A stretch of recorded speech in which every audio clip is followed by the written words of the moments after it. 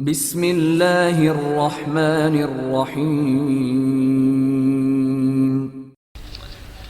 काकाना island Imran series मुसन्निफ मजहर Kaleem M.A। रेखा field गांव से शुमाल मशरिक की तरफ घने जंगल के अंदर एक कदरे खुली जगह पर एक टीले की ओट में बैठी हुई थी। इसके सामने एक मुस्ततील शक्ल की मशीन पड़ी हुई थी जिस पर मुख्तलिफ रंगों के छोटे छोटे तकरीबन 8 बल्ब मुसलसल जल बुझ रहे थे। इसके साथ इसका साथी जोशन मौजूद था। मुझसे ये इंतजार अब बर्दाश्त नहीं हो रहा जोशन। ये पाकिस्तान सीक्रेट सर्विस अहमकों की तरह सीधी यहाँ तो नहीं आ जाएगी। वो यकीनन कोई ऐसा रास्ता तलाश करेंगे जिसका हमें तस्वुर भी ना होगा। रेखा ने जोशन से मुखातिब होकर कहा, मादाम, रेड लैब में दाखिल होने के 2 ही रास्ते हैं, एक ये फील्ड गांव की तरफ से और दूसरा सिक्योरिटी गांव वाला। इनके अलावा तीसरा तो रास्ता ही नहीं है। वो किस तरह इन रास्तों के अलावा अंदर जा सकते हैं? जोशन ने जवाब देते हुए कहा, बज़ाहिर तो ऐसे ही महसूस होता है, लेकिन ना जाने क्यों मेरा दिल कह रहा है कि कोई ज़रूर ऐसा रास्ता भी है जिसका इल्म शायद क्राउन को भी नहीं है। रेखा ने कहा, क्राउन यहाँ चीफ सिक्योरिटी ऑफिसर रहा है मादाम, इसलिए ये कैसे मुमकिन है कि वो ऐसे रास्ते से ला इल्म हो? जोशन ने जवाब दिया। लेकिन इससे पहले कि रेखा कोई जवाब देती, अचानक मशीन में से हल्की सी सीटी की आवाज़ सुनाई दी और रेखा और जोशन दोनों चौंक कर मशीन की तरफ मुतवज्जा हो गए। ओह, काशी की कॉल है, रेखा ने कहा और इसके साथ ही इसने हाथ बढ़ाकर मशीन का बटन दबा दिया। Hello hello, Kashi calling, over, Kashi की आवाज़ सुनाई दी।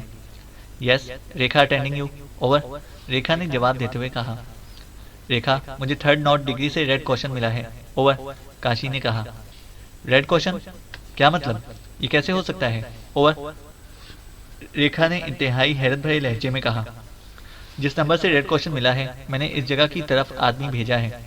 वो अभी वापस आ जाएगा तो मजीद पता चलेगा। वैसे रेड क्वेश्चन की लोकेशन तो वहाँ से काफ़ी फासले का पता दे रही है, इसलिए मैं चकरा सी गई हूँ, ओवर, काशी ने कहा। क्या मतलब? मैं समझी नहीं तुम्हारी बात, ओवर, रेखा ने हैरान होते हुए कहा। जिस नंबर का रेड लोकेशन मिला है, इसे मैंने अपने से शुमाल मशरिक की तरफ तकरीबन 200 गज दूर निगरानी के लिए तैनात किया था, लेकिन रेड क्वेश्चन रिसीवर ने जो फासला बताया है वो तकरीबन वहाँ से 2 किलोमीटर दूर जुनूब की तरफ बनता है, ओवर, काशी ने वजाहत करते हुए कहा। ओह ओह, ये तो इंतहाई हैरत अंगेज बात है। किसका रेड क्वेश्चन मिला है तुम्हें? नाम बताओ, ओवर, रेखा ने तेज लहजे में पूछा। राजेश की तरफ से मिला है, ओवर, काशी ने जवाब देते हुए कहा। राजेश? ओह, वो तो इंतहाई होशियार आदमी है। वो कैसे इतनी दूर बगैर इजाज़त की जा सकता है, ओवर, रेखा ने हैरत भरे लहजे में कहा। मैं अभी थोड़ी देर में फिर कॉल करूंगी, ओवर एंड ऑल, काशी ने कहा और इसके साथ ही राब्ता ख़त्म हो गया। ये क्या हो रहा है? राजेश अपनी मखसूस जगह से इतनी दूर कैसे जा सकता है? और फिर रेड क्वेश्चन तो ऐसे वक्त दिया जाता है जब आदमी हर तरफ से बेबस हो चुका हो, रेखा ने मशीन का बटन ऑफ करते हुए बड़बड़ाकर कहा। हो सकता है इसे कुछ शक पड़ा हो और वो इस शक के लिए इतनी दूर चला गया हो, जोशन ने जवाब दिया। शक? कैसा शक? रेखा ने चौंक कर पूछा। कोई भी शक पड़ सकता है, किसी आदमी का, और हो सकता है इसने किसी जानवर को देखकर यह समझ लिया हो कि कोई आदमी है, जोशन ने गोलमोल सा जवाब दिया, लेकिन रेखा ने इनकार में सर हिला दिया। नहीं, राजेश को मैं अच्छी तरह जानती हूँ, वो इंतहाई होशियार और तेज़ आदमी है। सिर्फ शक पड़ने पर वो 2 किलोमीटर दूर नहीं जा सकता। और फिर अगर मसला सिर्फ शक का होता तो फिर इसे रेड क्वेश्चन देने की क्या ज़रूरत थी? वो ट्रांसमीटर पर बराह रास्त हमसे या काशी से बात भी कर सकता था। मेरा दिल कह रहा है कि कोई खतरनाक सूरत हाल पेश आने वाली है, रेखा ने इसी तरह बड़बड़ाते हुए अंदाज में कहा। लेकिन फिर इससे पहले कि मजीद कोई बात होती, ट्रांसमीटर से सीटी की आवाज़ दोबारा सुनाई दी और रेखा ने बिजली की सी तेज़ी से हाथ बढ़ाकर बटन ऑन कर दिया। काशी कॉलिंग, ओवर, काशी की वहशत भरी आवाज़ सुनाई दी और इसका वहशत भरा लहजा सुनकर ही रेखा के चेहरे का रंग बदलता चला गया। यस रेखा स्पीकिंग। क्या हुआ काशी? ओवर, रेखा ने तेज़ लहजे में कहा। रेखा, राजेश को अगवा कर लिया गया है, जबकि इसके साथी मातू को हलाक कर दिया गया है। इसकी लाश मिली है और गर्दन तोड़कर हलाक किया गया है, ओवर, काशी ने इसी तरह वहशत भरे लहजे में कहा। ओह ओह, वेरी बैड। इसका मतलब है कि कोई ग्रुप इधर आ रहा है। तुम फौरन अपने साथियों समेत मेरे पास पहुंच जाओ। हमें फौरी तौर पर इस जगह पहुंचना होगा जहां से रेड क्वेश्चन मिला है, ओवर एंड ऑल, रेखा ने चीख कर कहा और इसके साथ ही इसने यके बाद दीगरे 2 बटन दबा दिए। हेलो हेलो, सब लोग फौरन मेरे पास पहुंचने की करें, फौरन, ओवर एंड ऑल, रेखा ने तेज़ लहजे में कहा और इसके साथ ही इसने मशीन का बटन ऑफ कर दिया और मशीन पर जलने बुझने वाले तमाम बल्ब यकलख्त बुझ गए। क्या आप ये महासरा छोड़कर वहां जाएंगी? जोशन ने हैरत भरे लहजे में पूछा। हाँ, यहाँ अगर इसी तरह बिखर कर हम बैठे रहे तो वो एक एक करके हमारे सारे आदमियों को खत्म कर देंगे। हमें इन लोगों को घेरना पड़ेगा, रेखा ने इस बात में सर हिलाते हुए कहा, और जोशन होंठ भींचकर खामोश हो गया। फिर थोड़ी देर बाद एक एक करके इधर उधर से सारे आदमी वहां से इकट्ठे होना शुरू हो गए। थोड़ी देर बाद काशी भी अपने साथियों समेत वहां पहुंच गई। सुनो, हमें उन्हें घेरना है, इसलिए हम रेड कॉशन से मुखालिफ सिम्त की तरफ सफर करते हुए वहां पहुंचेंगे, रेखा ने काशी और दूसरे साथियों से मुखातिब होकर कहा। लेकिन मादाम, फिर तो ये जगह खाली हो जाएगी। हो सकता है कि जब तक हम वहां पहुंचे वो लोग दूसरी तरफ से घूमकर इधर आ जाएं, काशी ने कहा। हाँ, ऐसा भी हो सकता है, लेकिन अगर ऐसा हो भी जाए तब भी हम फायदे में रहेंगे। इस तरह भी वो हमारे घेरे में आ जाएंगे, रेखा ने जवाब देते हुए कहा। और इस बार काशी ने भी इस बात में सर हिला दिया। थोड़ी देर तक वो नक्शा खोलकर इसको गौर से देखते रहे और फिर उन्होंने वो रास्ता तय कर लिया कि जिस रास्ते से उन्होंने इस जगह पहुंचना था जहां राजेश ने रेड कॉशन दिया था। अलबत्ता रेखा ने एक आदमी को वहां दरख्त पर चढ़ाकर निगरानी का हुक्म दे दिया और इसे हिदायत कर दी कि अगर यहाँ कुछ लोग इकट्ठे आए तो वो उन पर बेहोशी के गैस वाला मिसाइल फायर करके उन्हें बेहोश कर दे और फिर ट्रांसमीटर पर इत्तला करे, और अगर वो बिखरे हुए हों तो फिर सिर्फ निगरानी करे और ट्रांसमीटर पर इत्तला कर दे। इसके बाद वो सब तेजी से इस रास्ते पर चल पड़े। वो सब चार चार की टोलियों में चलते हुए आगे बढ़ते चले गए। काफी लंबा चक्कर काटकर वो अभी आगे बढ़े चले जा रहे थे कि अचानक एक आदमी चलते चलते ठिठक कर रुक गया और फिर वो तेजी से जमीन पर लेट गया और इसे बायां कान जमीन से लगा दिया। रेखा, काशी और दूसरे सारे लोग इसे इस तरह अचानक जमीन पर लेटते देखकर ठिठक कर रुक गए। मादाम, यहाँ से थोड़ी दूर एक जीप जा रही है, मैंने इसकी आवाज सुन ली है, इस आदमी ने उठकर तेज लहजे में रेखा से बात करते हुए कहा। ओह, दरख्त पर चढ़कर नाइट टेलीस्कोप से चेक करो, जल्दी करो, रेखा ने कहा। और एक आदमी जिसके गले में नाइट टेलीस्कोप मौजूद था दौड़कर तेजी से एक ऊंचे दरख्त की तरफ बढ़ा और फिर किसी बंदर की सी फुर्ती से दरख्त पर चढ़ता हुआ इनकी नजरों से गायब हो गया। तकरीबन 10 मिनट बाद वो आदमी इसी तरह तेजी से नीचे उतरा। मादाम, मादाम, मैंने चेक कर लिया है, एक बड़ी सी स्याह रंग की जीप तेजी से मस्जिद की तरफ जा रही है और इसमें औरतें भरी हुई हैं। जीप की हेडलाइट्स भी बंद हैं और अंदर भी अंधेरा है, इस आदमी ने कहा। ओह ओह, हमें जीप को रोकना होगा, औरतों से तो यही लगता है कि ये पिंक फोर्स होगी। राम भरोसे, तुम्हारे पास 0 मैग्नम मिसाइल है, वो ले लो और मार्टिन के साथ पूरी रफ्तार से दौड़ते हुए इस तरफ जाओ। आगे से होकर जाना है तुमने और किसी दरख्त से मिसाइल फायर कर देना। इस तरह ये लोग हलाक नहीं होंगे, सिर्फ बेहोश होंगे, और जब जीप हिट हो जाएगी तो फिक्स फ्रीक्वेंसी ट्रांसमीटर पर मुझे इत्तला दो। रेखा ने तहकमाना लहजे में अपने ग्रुप से एक आदमी से मुखातिब होकर कहा, और वो दोनों जिनमें वो आदमी भी शामिल था जिसने नाइट टेलीस्कोप से चेकिंग की थी, तेजी से दौड़ पड़े और देखते ही देखते नजरों से गायब हो गए। वो जगह जहाँ जीप बताई जा रही है वो तो रेड क्वेश्चन वाली जगह से बिल्कुल मुखालिफ सिमत में है, काशी ने कहा। हाँ, इसलिए तो मेरा ख्याल है कि ये पिंक फोर्स का ग्रुप होगा। बहरहाल देखो कि क्या सूरत हाल सामने आती है, रेखा ने कहा, और काशी ने इस बात में सर हिला दिया। फिर तकरीबन निस्फ घंटे के बाद अचानक रेखा के हाथ में पकड़े हुए ट्रांसमीटर से टू टू की आवाज़ सुनाई दी और रेखा ने तेजी से इसका बटन दबा दिया। हेलो हेलो, राम भरोसे कॉलिंग, मादाम, ओवर। ट्रांसमीटर से राम भरोसे की तेज और पुरजोश आवाज़ सुनाई दी। Yes madam, Rekha attending you, over, Rekha ने तेज लहजे में कहा। मादाम, मैंने जीप को हिट कर लिया है। जीप कलाबाजियाँ खाकर उलट गई है, इसमें 6 औरतें सवार थीं, वो सब बेहोश हो गई हैं।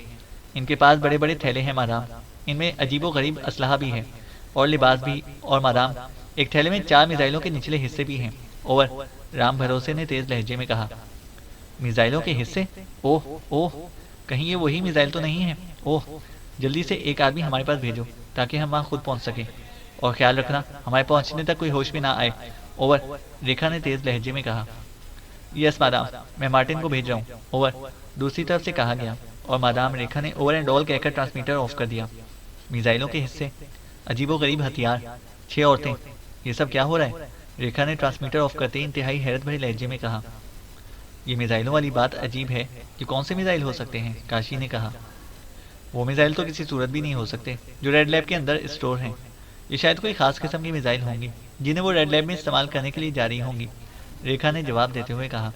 और तकरीबन 20 मिनट बाद मार्टिन आता दिखाई दिया। आइए मादाम, मार्टिन ने करीब आकर कहा, और वो सब मार्टिन की रहनुमाई में तकरीबन दौड़ते हुए आगे बढ़ने लगे। थोड़ी देर बाद वो इस जगह पहुंच गए जहां एक बड़ी सी जीप उल्टी पड़ी थी और 6 औरतें बेहोश पड़ी हुई थीं, साथ ही इनका सामान भी मौजूद था। अभी रेखा टॉर्च जलाकर इन औरतों के चेहरों को देख ही रही थी कि अचानक एक बार फिर ट्रांसमीटर से कॉल आना शुरू हो गई और रेखा ने चौंक कर टॉर्च बंद की और जल्दी से जेब से ट्रांसमीटर निकालकर इसका एक बटन प्रेस कर दिया। Hello hello, Hariram calling, over. एक पुरजोश आवाज़ सुनाई दी और रेखा हरीराम का नाम सुनकर बेख्तियार उछल पड़ी, क्योंकि हरीराम को वो फील्ड गांव में निगरानी के लिए छोड़ आई थी। Yes madam Rekha, attending you, over. Rekha ने तेज लहजे में कहा। मादाम, यहाँ आपकी जाने के बाद एक औरत और 4 मर्द इकट्ठे आए। मैंने इन पर बेहोश कर देने वाली गैस का मिसाइल फायर कर दिया, तो वो सब बेहोश हो गए होंगे। अब इनका क्या करना है, ओवर। हरीराम ने कहा। एक औरत और 4 मर्द, क्या कौमियत है उनकी, ओवर। मादाम रेखा ने तेज लहजे में कहा। एक्रीमियन है मादाम, ओवर। हरीराम ने जवाब दिया। ठीक है, तुम इनकी निगरानी करो, हम पहुंच रहे हैं। हमारे पहुंचने तक इनमें से किसी को होश नहीं आना चाहिए, ओवर। रेखा ने तेज लहजे में कहा। Yes madame, over. हरीराम ने जवाब दिया और रेखा ओवर एंड ऑल कहकर ट्रांसमीटर ऑफ कर दिया। ये तो हर तरफ से औरतें और मर्द इकट्ठे चले आ रहे हैं। ऐसा करो, जीप को सीधा करो और इसे स्टार्ट करो, शायद स्टार्ट हो जाए। तो मैं इन बेहोश औरतों और इनके सामान के साथ जीप में फील्ड गाँव जाऊंगी, बाकी लोग पैदल वहां पहुंचेंगे, रेखा ने कहा। और फिर इसकी हिदायत पर अमल शुरू हो गया। जीप को सीधा करके जब स्टार्ट किया गया तो स्टार्ट हो गई और फिर रेखा और काशी इसमें सवार हो गई।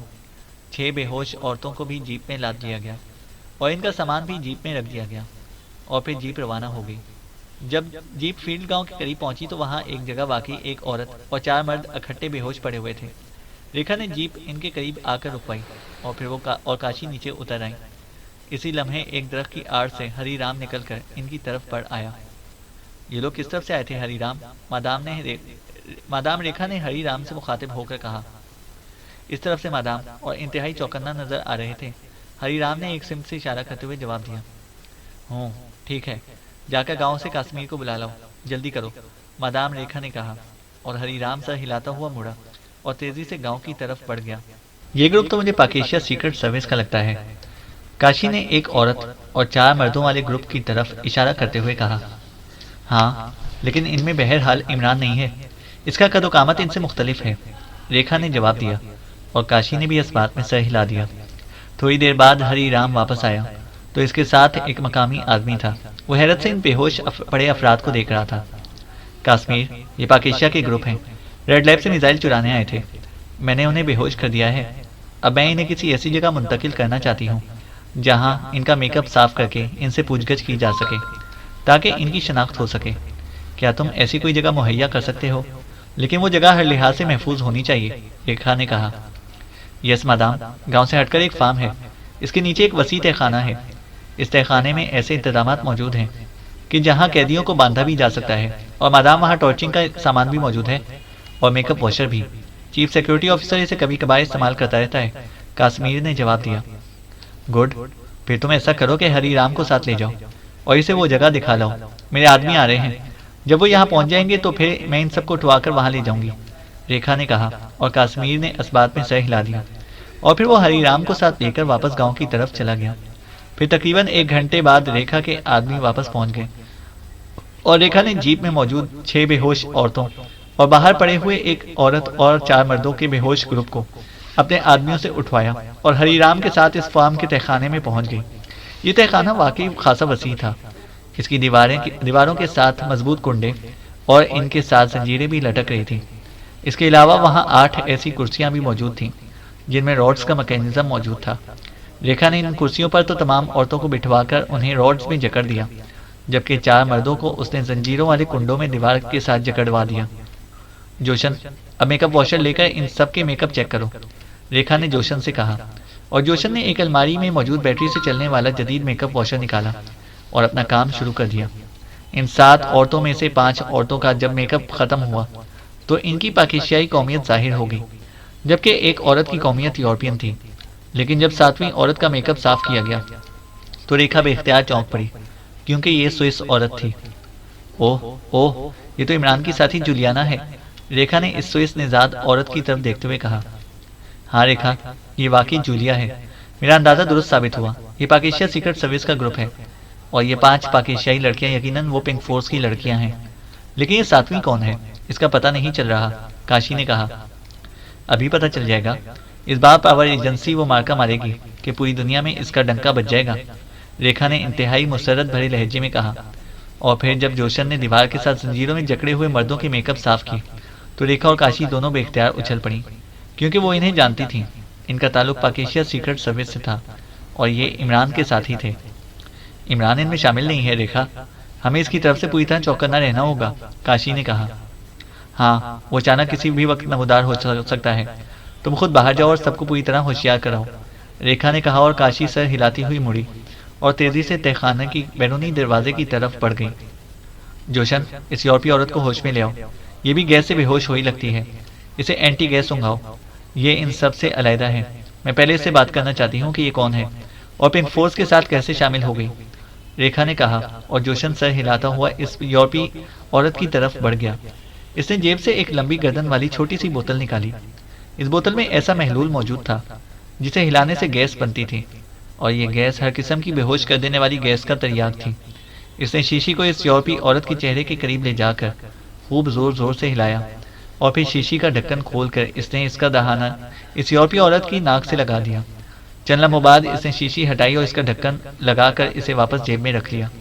इसी लम्हे काशी वापस तहखाने में आई और रेखा ने इसकी तरफ सवालिया नजरों से देखा। मैंने सबको मुकम्मल हिदायत दे दी हैं, ना सिर्फ इस फार्म हाउस की हिफाजत के लिए बल्कि गांव के इर्द गिर्द भी इनकी ड्यूटियां लगा दी हैं, ताकि अगर किसी तरफ से भी कोई आदमी आए तो इसे चेक किया जा सके और हमें इत्तला दी जा सके, काशी ने तफसील बयान करते हुए कहा। और रेखा ने इत्मीनान भरे अंदाज में सर हिला दिया। इसी लम्हे इस यूरोपीय औरत के कराहने की आवाज़ सुनाई दी और रेखा और काशी दोनों इसकी तरफ मुतवज्जा हो गई। ये सब क्या है और ये मैं कहाँ हूँ? ओह ओह, ये सब लोग, ये कौन है? इस औरत ने हैरत भरे अंदाज में इधर उधर सामने खड़ी रेखा और काशी की तरफ देखते हुए कहा। इसके चेहरे पर शदीद तरीन हैरत जैसे नक्श होकर रह गए थे।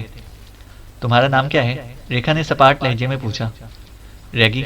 ओह मगर तुम कौन हो? ये कौन लोग हैं? ये मैं कहाँ हूँ? इस औरत ने पहले तो बेख्याली में अपना नाम बता दिया, लेकिन फिर फौरन ही इस तरह बात को बदल गई जैसे वो नाम बताना तो ना चाहती थी, लेकिन लाशौरी तौर पर बता गई। रैगी। ओह, तुम साडान ग्रुप की इंचार्ज हो, लेकिन क्राउन तो कह रहा था कि इसने तुम्हें और तुम्हारे ग्रुप को हलाक कर दिया है। रेखा ने रैगी का नाम सुनकर बेख्तियार हैरत से उछलते हुए कहा। ओह, तुम पावर एजेंसी की मादाम रेखा हो? रैगी ने होंठ चबाते हुए कहा। तो रेखा के चेहरे पर हैरत के तासुरात उभर आए। तुम मुझे कैसे जानती हो और पहचानती हो?